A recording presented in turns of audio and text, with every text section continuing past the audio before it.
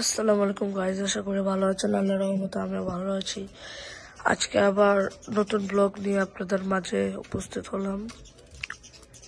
অনেকদিন ব্লগ না আসার কারণ আমি কিছুদিনের জন্য বাইরে গিয়েছিলাম, তার জন্য আন্তরিকভাবে ক্ষমা প্রার্থনা চাচ্ছি।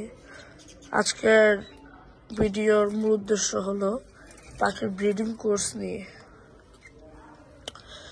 অনেক পাখি অনেকজন ভাইয়ার কমেন্ট দিয়েছে যে পাখি ডিম দিলে ডিমে বাচ্চা ফুটে না, বা অনেক পাখি ডিমও দেয় না।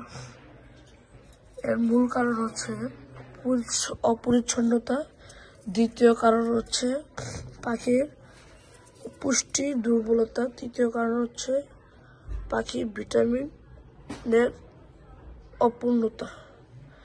তো আমরা ফার্স্টে আসি অপরিষ্কারের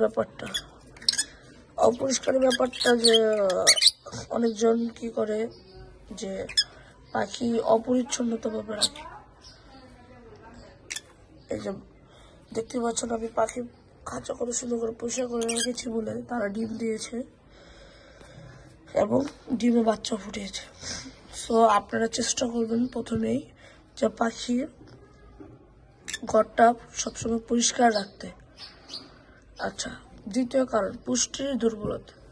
আপনারা পাখিকে বিভিন্ন পাতা খেলাবেন। যে আমি একটা পাতার ব্যাপারটা বলছি, যেটা আপনার খাওয়ালে পাখির ডিমের দুর্বলতাটা যাবে।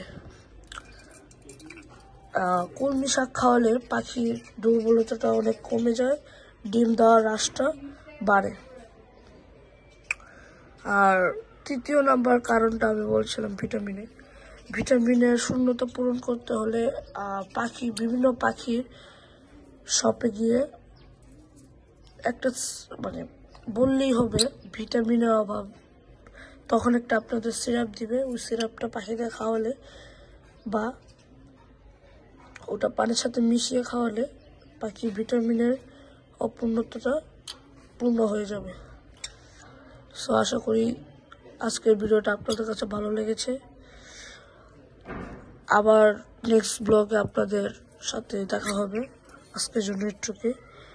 আসসালামু আলাইকুম।